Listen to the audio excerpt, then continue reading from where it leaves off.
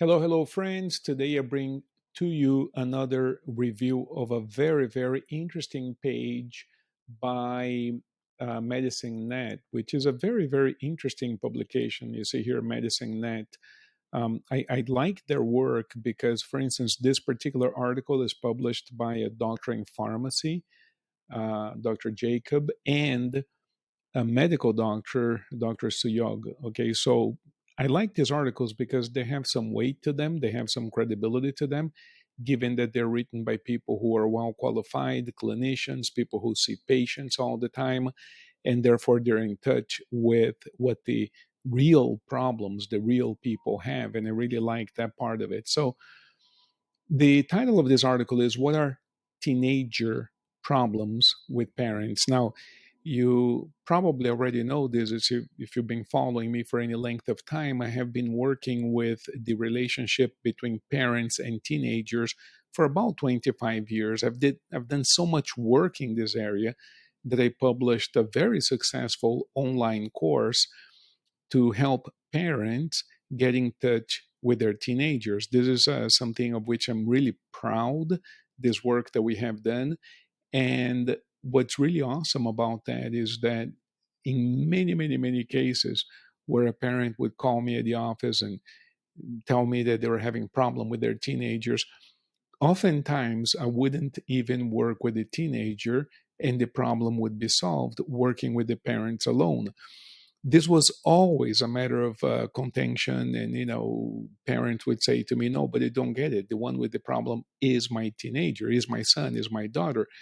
And I would say, well, maybe yes, maybe no. And I'm not saying that you, the parent, have the problem. I'm just saying that because we're the parents, we have to start changing ourselves first, and then motivate the children or the teenagers to change in a different way because they think differently. So in many instances, I would work only with the parent, sometimes with one parent only, and the so-called problem teenager would, the problem would go away, which is fascinating stuff, right? And I'll tell you more about that opportunity later. But what I want to show you is, look, let's read this together. Teenhood, teenhood is a complex phase of life in which there are so many physical, emotional, and intellectual changes. That goes without saying. Every parent either is or has been a teenager, right? So, another word that we use for teenager is adolescent. The word adolescent comes from Latin, adolescere, which comes from dolor in Latin, which means pain. So, to adolesce is to hurt. And that's where the word adolescent comes from. If you look at the etymology of the word adolescent, you will see that the root of the word is from the word pain in Latin. Dolor in Latin is pain. So I think we can all understand why that word was assigned to that group of individuals, to that group of people, because we've been there and it is a difficult portion of our lives. It does hurt to be a teenager because we are neither a child nor an adult. Now, before I go on, I just want to say to you that the concept of an adolescent, the concept of a teenager, did not always exist. The idea, the concept. When you look at so called primitive societies, I don't really like that term because, in some ways, they seem much more advanced than we are. So it's a term that they use. But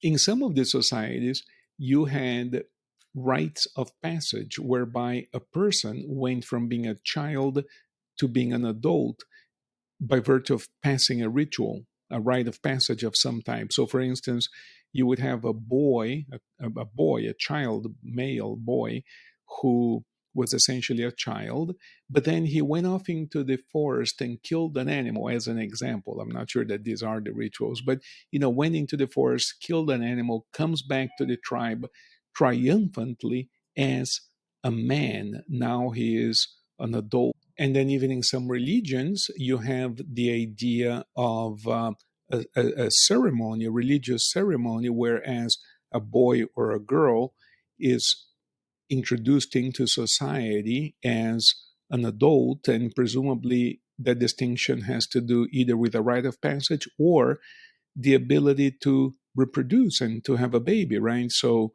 children cannot have babies, but if you're now capable of having a baby physiologically, suddenly you're seen as an adult. Historically speaking, it wasn't until the Industrial Revolution that the notion of a teenager emerged. And historians will tell you that what happened was, as we engaged as a society into the Industrial Revolution, and most would argue that that started with the invention of the steam engine by James Watt, because now we could mechanize industry. The steam engine was a big, big deal, right? Suddenly we have this motive force that isn't just animal based. It's like a machine that can actually create movement. All you had to do is put wood into a burner and you would have movement, mechanical movement on the other end. I mean, that was a really big deal, first time in history.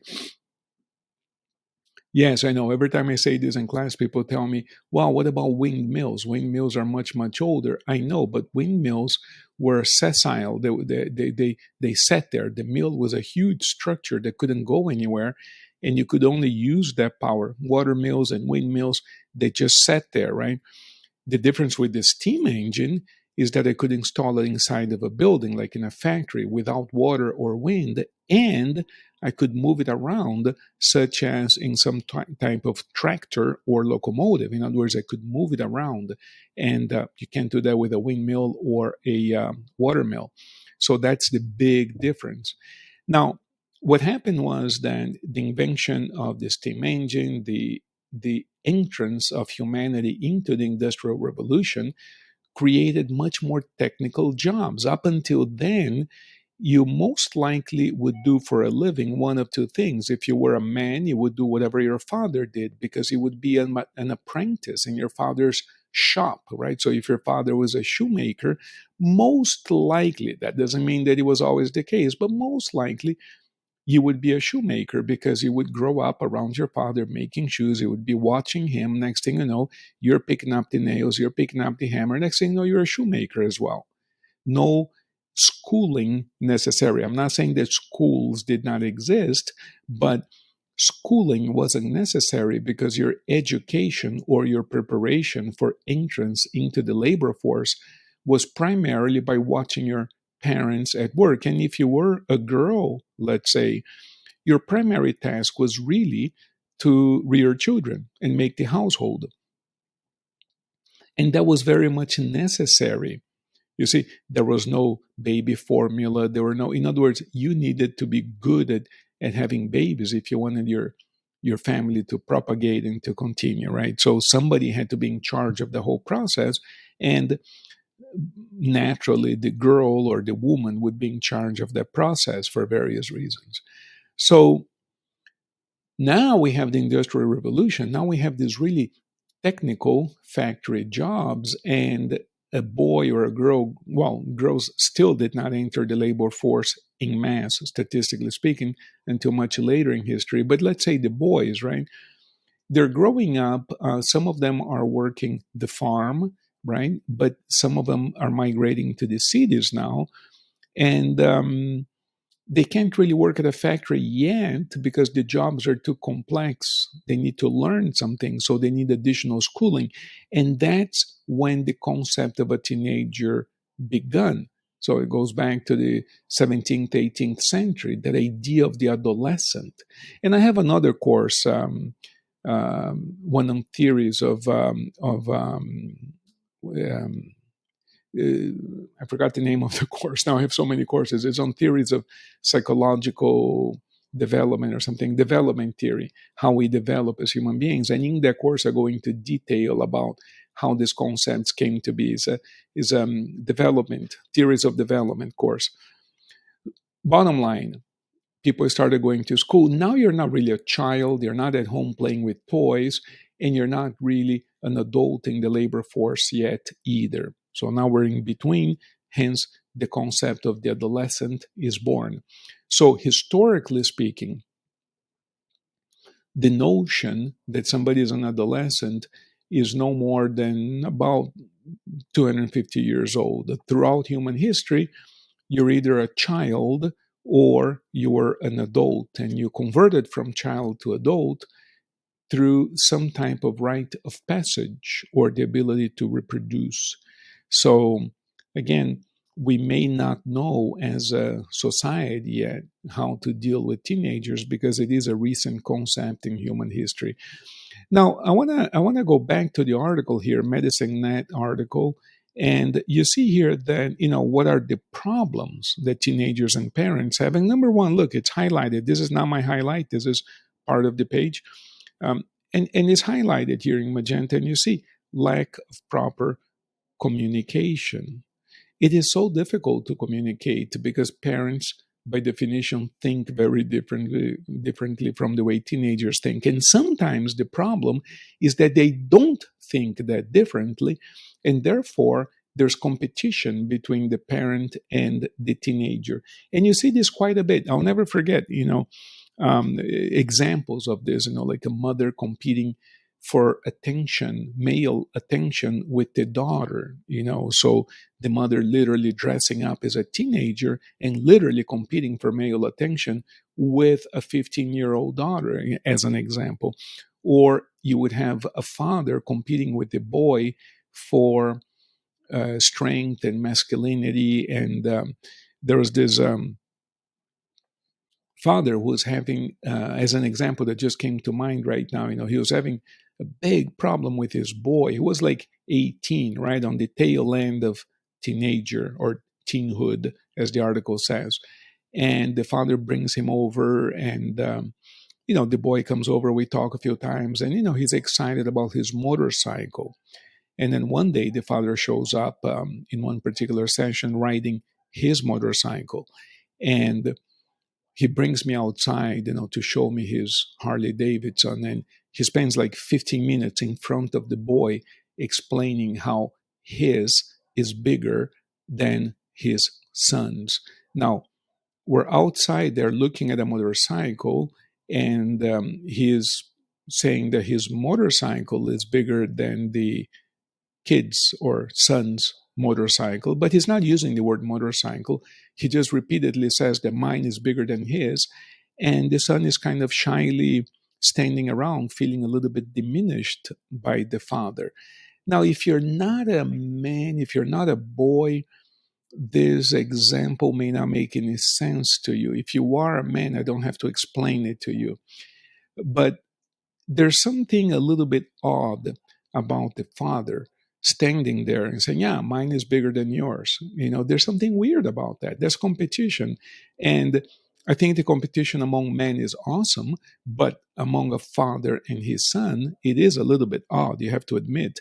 Because if you are a man and if you don't get that, how do you find it odd that a mother would dress like a teenager, like with a mini skirt and all, and provocative makeup, and go out with her daughter, who is 15 years of age?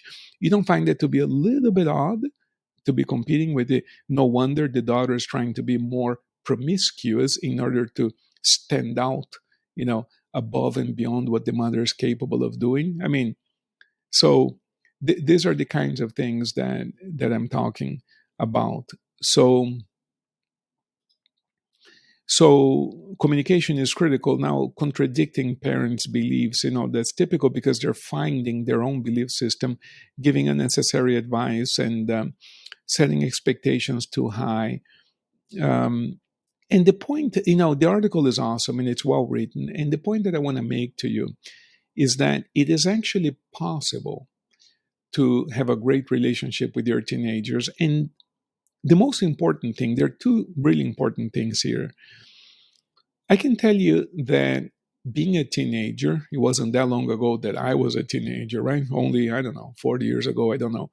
But I can tell you that, when we grow up in a household that is not supportive, it can leave some really deep scars. In my case, it took years of therapy to overcome my teenhood, And and why would you want to harm the human being that way? But some parents tell me, well, tough luck. My parents harmed me, whatever. That's just the way it is. Life is tough. who said life would be fair, whatever. Maybe what happens to your teenagers as they grow up doesn't bother you. If that's the case, I want to ask you a different question. How would you feel as you would be aging if your now teenage children don't pay attention to you as you get older? Your empty nest years, what will they be like? And sometimes I tell that to a parent and says, oh, that freedom, man, I feel so much better. I have more money to spend now, whatever. Yeah, that lasts for a few years until they feel like they missed out on something. So before that happens to you, I want to encourage you to consider making a few slight adjustments. And I'll make that really, really easy for you. All right. So there's a link below this video where you can click and I'll show you. I'll show you how to do all of this. And we're going to have a great time, get along, and you're going to have a great time with your teenagers and have a great future. All right. So blessings to all of you.